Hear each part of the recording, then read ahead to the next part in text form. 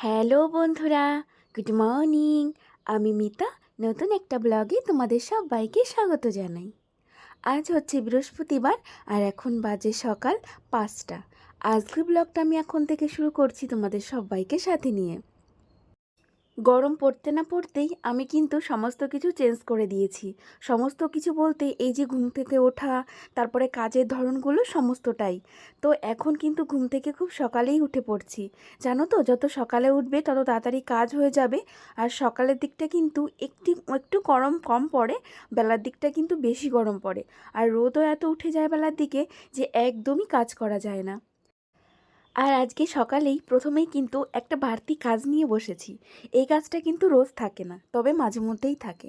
কালকে কিন্তু হাজবেন্ড বাজার থেকে অনেক সবজি নিয়ে এসেছিল। তবে বাজার থেকে এই কথাটা ভুল বললাম, আমাদের এখানে হাট বসে সপ্তাহে একটা দিন। তো সেখান থেকে আমাদের বাজার নিয়ে আসে। তো দেখো কত সবজি বাজার নিয়ে এসেছে।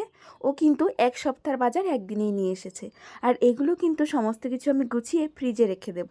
আর এই কাজটা কালকে করতে আমার ভালোই লাগেনি, জানো তো। সত্যি কথা বলতে সন্ধ্যার পরে কোনো কাজ করতে আমার ভালো লাগে না। তোমরা অনেকেই আমাকে বলো যে দিদি ভাই, বিকালে তুমি কি কাজ করো, মানে বিকাল থেকে রাত অবধি যে কাজগুলো করো সেগুলো একটু আমাদের দেখাবে। তো কি বলো তো, বিকাল থেকে মানে সন্ধ্যা দেওয়ার পরে তারপরে আমার কোনো কাজে তেমন করতে ইচ্ছা করে না, মানে কোনো কাজে আমি এনার্জি পাই না। সকাল থেকে এই যে বিকাল অবধি যে কাজে এনার্জি পাই, তারপরে সমস্ত এনার্জি আমার কোথায় হারিয়ে যায় আমি নিজেও জানি না। তারপরে যে কাজগুলো করি, হ্যাঁ কাজ থাকে না তা না, কাজ কিন্তু অনেক থাকে। তবে সেগুলো অনিচ্ছাকৃত করতে হয়, মানে ভালো লাগে না তবুও জোর করে করতে হয়। তবে সেগুলো আর ক্যামেরাবন্দি করতে ভালো লাগে না। মানে ওই যে মানে শরীরের জন্য এনার্জি না থাকে, কাজ করতে যদি ভালো না লাগে তখন দেখবে একটুও ভালো লাগে না। আর ক্যামেরা অন করতে কিন্তু একদমই ভালো লাগে না। তবে মাঝে মধ্যে কিন্তু আমি সন্ধ্যার পরে ওদের একটা কাজের ভিডিও করি।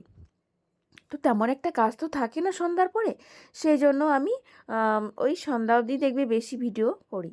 তো আজকে কি করলাম দেখো, এই ঘরের এই যে চাদরটা কিন্তু অনেক দিন চেঞ্জ করা হয়েছে, সেই জন্য এই ঘরের চাদরটাকে একটু মানে পাল্টে দিলাম আর কি। তো এই ঘরে এখন বেশি চাদর নোংরা হচ্ছে, যেহেতু হাজব্যান্ড এই ঘরটাই পড়াশোনা করছে। আর মা যখন এসেছিল তখন তো হাজব্যান্ড এই ঘরে ঘুমাচ্ছিল, তো চেঞ্জ করা হয়নি। তবে মা আবার আসবে তো, সেই জন্য ভাবলাম আজকে এই ঘরের চাদরটা চেঞ্জ করে নিই, তারপরে আবার অসুবিধা হবে। তাই সকালবেলা ঘুম থেকে উঠে আগে দেখলেই তো সবজিগুলো সমস্ত গুছিয়ে ফ্রিজে রেখে দিলাম। ওদিকে সমস্ত গুছিয়ে তারপরে আমি এই ঘরে চলে এসেছি। এখন আজকে কিন্তু বাইরে যাইনি। তো ঘরের এই কাজটা করে তারপরে বাইরে যাব। তো এই যে সুন্দর করে বিছনাটা গুছিয়ে নিলাম, আর তার সঙ্গে কিন্তু ঘরটাকেও ঝাড় দিয়ে নেব। ভাবলাম একবারে ঘর ঝাড় দিয়ে তারপরে ঘরের কাজ সমস্ত কমপ্লিট করে তারপরেই বাইরে যাই, তাই না বলো? এতে করে কিন্তু ভালোই হবে।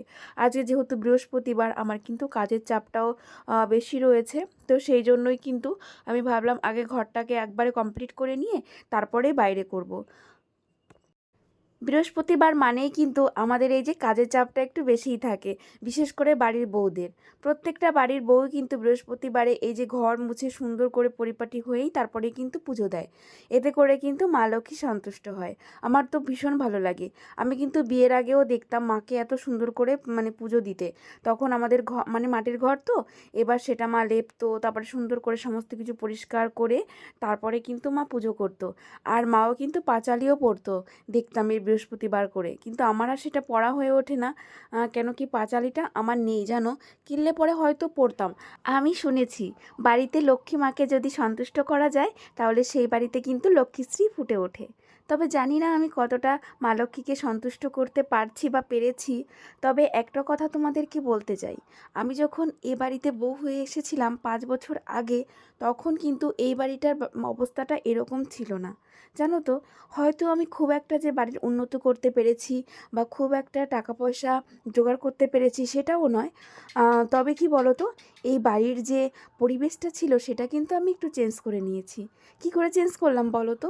আমি যখন বিয়ে হয়ে এসেছিলাম এ বাড়িতে কিন্তু কাজ করার মতন কোনো মেয়ে মানুষ ছিল না। আমার শ্বশুর ছিল, আমার হাজব্যান্ড আর আমার শাশুড়ি। তবে আমার শাশুড়ি কিন্তু অসুস্থ ছিলেন, উনি কোনো কাজই করতে পারতেন না। এমনকি উনি এতটাই অসুস্থ হয়ে পড়েছিলেন এক সময় যে ওনাকে খাইয়ে দিতে হতো। তো সেখান থেকে একটু একটু করে রিকভার হয়েছিল, তবে পুরোপুরি উনি সুস্থ হননি। তবে উনি কোনো কাজ করতে পারতেন না, উনি একটা জায়গায় বসে থাকতেন, ওনাকে খাবার দেওয়া হতো, উনি খেয়ে নিতেন একা একা, এরকমই ছিলেন আর কি। তো এইভাবে কিন্তু উনি 10-15 বছর এরকমই ঘরে ছিলেন। তারপরেই কিন্তু উনি আমার এই যে তোমরা জানো হয়তো কিছুদিন আগেই উনি মারা গেছেন। তো এতদিন ঘরে পড়ে থাকাতে আমার হাজব্যান্ডের ভীষণই কষ্ট হয়েছে, ওনাকে সবাইকে দেখতে হয়েছে, রোজগার করতে হয়েছে। আর ছেলে মানুষ কি অত কি পারে বলো সংসারের কাজ, তবু যেটুকু যা করেছে সেটাই অনেক। তো সেই দিক থেকে আমি যখন বিয়ে হয়ে এসেছিলাম তখন এই বাড়ির অবস্থা কিন্তু একদমই অন্যরকম শোচনীয় ছিল। তবে আমার বাবা মা কিন্তু এই বাড়িঘর দেখে বিয়ে দেয়নি, মানে আমার হাজব্যান্ডকে দেখে বিয়ে দিয়েছিল। ও এতটা শিক্ষিত আর এতটা ভালো, ওই জন্যই কিন্তু বিয়েটা আমাকে দিয়েছিল। তবে আমরা কখনো ভাবিনি যে আমার হাজব্যান্ডের এই যে সেটেল হতে এতটা দেরি লাগবে। যাই হোক, সত্যি কথাই বলছি তোমাদেরকে।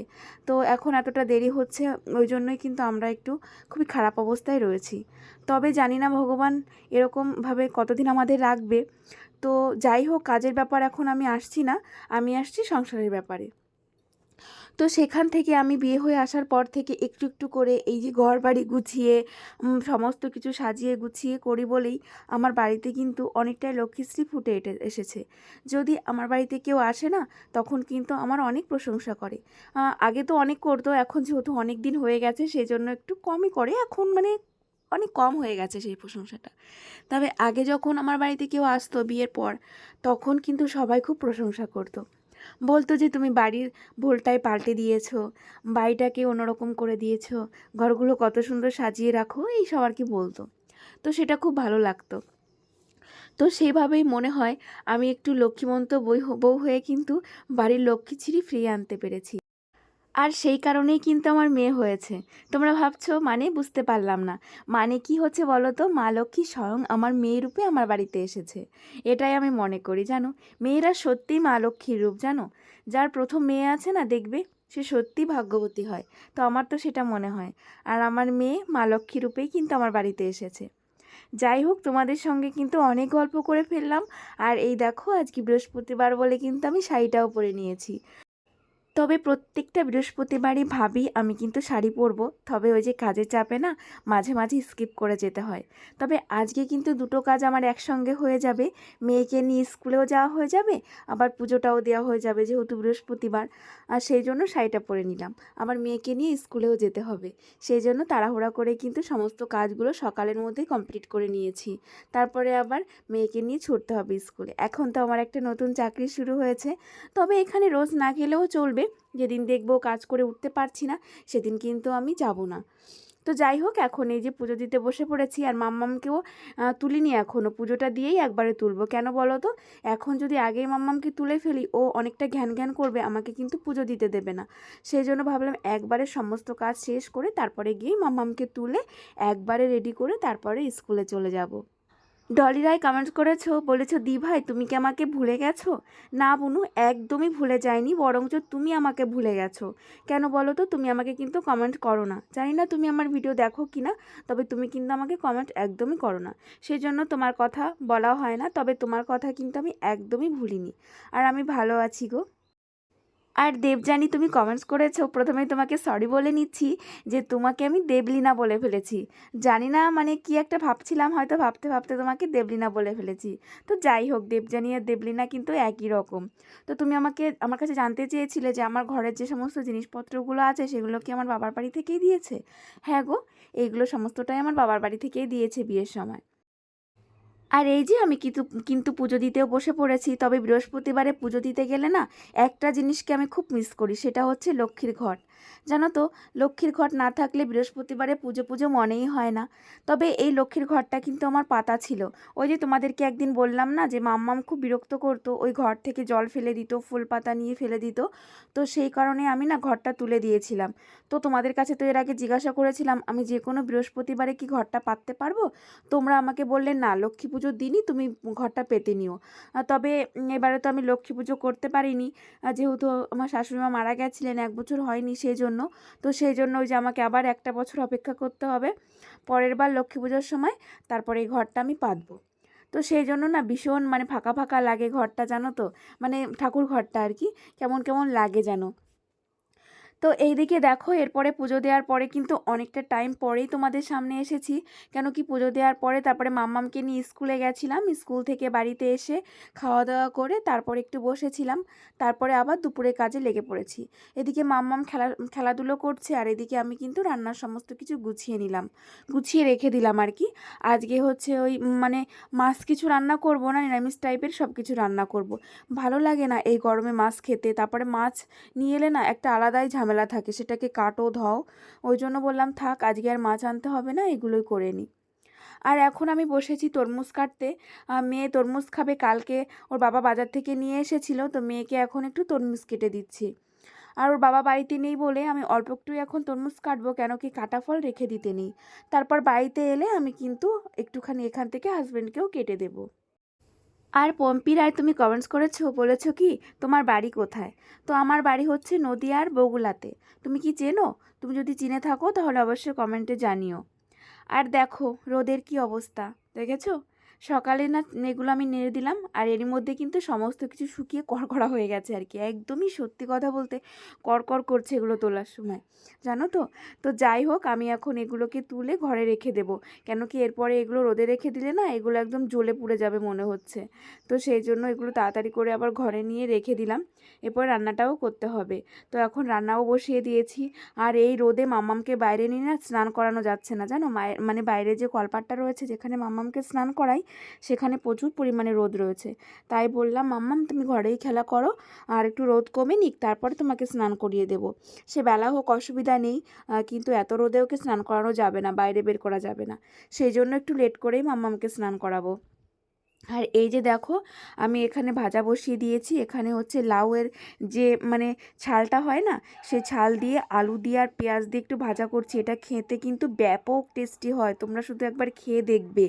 আর এই দিকে রান্না করছি কি বলো তো, ওই যে লাউটা, ওই লাউ দিয়ে আলু দিয়ে পাঁচফোড়ন দিয়ে একটা মানে সবজি রান্না করছি আর কি। এটাও কিন্তু খেতে ভীষণ টেস্টি হয়েছিল। আজকে নিরামিষ হলেও কিন্তু খাবারগুলো দারুণ হয়েছিল খেতে, জানো তো। তো তাই হচ্ছে দেখো আমি এখন রান্নাটাও তাড়াতাড়ি করে সেরে ফেলছি। আর তোমাদেরকে আমি আবার একটা কথা বলছি, তোমরা আমার ভিডিওগুলো না প্রথম থেকে শেষ অবধি দেখবে। তোমরা দেখছি অনেকে স্কিপ করে আমার ভিডিও চলে যাচ্ছ, সেটা করো না প্লিজ।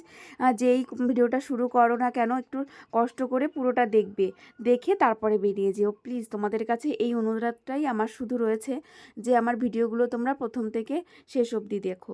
আর এই দিকে দেখো ভাজাটাও হয়ে গেছে। আর এখানে আমি বসাবো হচ্ছে একটু ডাল, টক ডাল, জানো এই গরমে এখন টক ডাল না হলে ভালো লাগে না। তো একটু টক ডাল করে নেব, সেই জন্য আম্মু কেটে রেখেছি। আর এর মধ্যে এখন ডালটা সম্বারা দিয়ে নেব। ডালটাকে আমি আগেই ফুটিয়ে নিয়েছি, ভালো করে সিটি দিয়ে তারপরে ফুটিয়ে নিয়েছি। এখন শুধু সম্বারা দিলেই কিন্তু ডালটা হয়ে যাবে। তো এই ছিল আজকে আমার রান্না বান্না দুপুরের কাজ বাজ। তো আজকের ভিডিওটা আমি এখানেই শেষ করব। তোমরা সবাই ভালো থেকো, আমরাও ভালো আছি। তোমাদের সবাইকে টাটা।